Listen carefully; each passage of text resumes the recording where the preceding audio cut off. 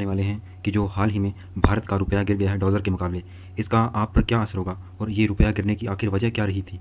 ठीक है, तो इसी को हम देखते हुए शुरुआत करते हैं आज की इस वीडियो की कि क्या इसके पीछे कारण रहे हैं। जैसा कि आप देख रहे हैं कि इसका क्या असर होगा हमारे जीवन पर, क्योंकि जितना भी व्यापार होता है, पूरा जो इंटरनेशनल ट्रेड होता है वो होता है डॉलर से। जैसे हम अपने आसपास जो भी हम व्यापार करते हैं वो रुपया देकर करते हैं, इसी प्रकार पूरे विश्व में जो व्यापार होता है वो होता है डॉलर के बदले में। तो इसलिए जब डॉलर के बदले में जो हमारा रुपया है वो गिर गया, अर्थात एक डॉलर के लिए हमें अब ज़्यादा पैसे देने पड़ेंगे। ठीक है, तो अर्थात हमारा जो पैसे का मूल्य था वो गिर गया है। तो इससे क्या होगा, आयात महंगा होगा, क्योंकि हमें जो हम सामान बाहर से लेते हैं उसके लिए हमें ज़्यादा पैसे देने पड़ेंगे। ठीक है, उसके लिए हमारा आयात महंगा हो जाएगा और पहले से हमें ज़्यादा रुपए देने पड़ेंगे। और तेल की कीमतों में बढ़ोतरी, क्योंकि भारत जो 85% जो तेल की मांग है वो आयात के द्वारा पूरी करता है। और इसके द्वारा जो विदेशी शिक्षा है, जो विदेशों में पढ़ने वाले हैं उनके लिए भी, यदि विदेश पढ़ने जा रहे हैं तो उनको भी अपने बजट को बढ़ाना होगा, क्योंकि उन पर भी इसका असर पड़ेगा। और जो विदेशी यात्रा है ये भी अपने आप महंगी हो जाएगी। तो ये पूरा जो विश्व व्यापार चलता है भारत का किसी और देशों के साथ, ये जो संबंध है ये पूरी तरह से प्रभावित होता है भारत का जो रुपया है उसके गिरने से। ठीक है, तो ये तो इसका यानी अपने जीवन पर इसका क्या असर पड़ेगा या भारत की जो अर्थव्यवस्था पर इसका क्या इफेक्ट पड़ेगा, ये बात थी। अब हम जानते हैं कि इसका जो कारण क्या है कि भारतीय रुपया गिरने के कारण दरअसल ये क्या होता है भारतीय रुपया, कि भारत के रुपये की जो वैल्यू है वो क्या हो जाती है, कम हो जाती है डॉलर के मुकाबले।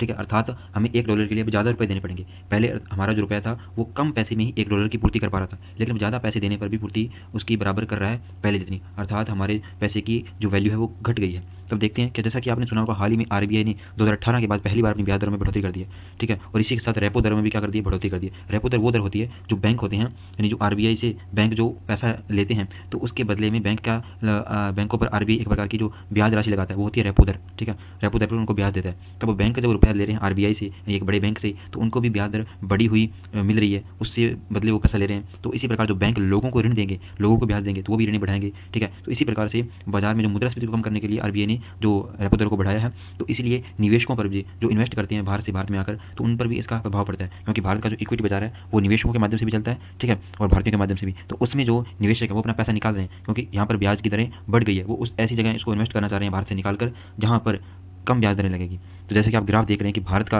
रुपया किस प्रकार से गिरता आ रहा है, इसकी वैल्यू किस प्रकार से गिरती आ रही है, 2017 के बाद किस प्रकार से इसकी वैल्यू गिरी है, और जो निवेशकों ने अपना पैसा किस प्रकार से निकाला है धीरे धीरे। तो निवेशक जैसे पैसा निकाल रहे हैं, अर्थात भारत के रुपए की मांग घट रही है, क्योंकि अर्थव्यवस्था का सिद्धांत है जैसे जैसे मांग घटेगी उसका मूल्य भी कम होता जाएगा। पहले अब जो निवेशक निवेश कर रहे थे भारत में तो ज़्यादा से ज़्यादा रुपया चेंज करवा रहे थे, क्योंकि भारत में आएंगे तो उनको रुपये में चेंज करवाना पड़ेगा डॉलर को, तो ज़्यादा से ज़्यादा रुपये को चेंज करवाएंगे तो उसकी मांग बढ़ रही थी, तो इसलिए उसकी वैल्यू बढ़ती है। लेकिन अब जैसे पैसा निकाल रहे हैं तो उसकी वैल्यू घट रही है। तो ये मुख्य कारण है भारत के रुपया गिरने का, कि किस कारण से भारत का जो रुपया है उसकी वैल्यू गिर रही है डॉलर के मुकाबले। और इसका हमने अपने जीवन पर असर देख लिया, क्या हमारे जीवन पर इसका असर होगा, अर्थव्यवस्था पर क्या इफेक्ट होगा, ये हमने देख लिया।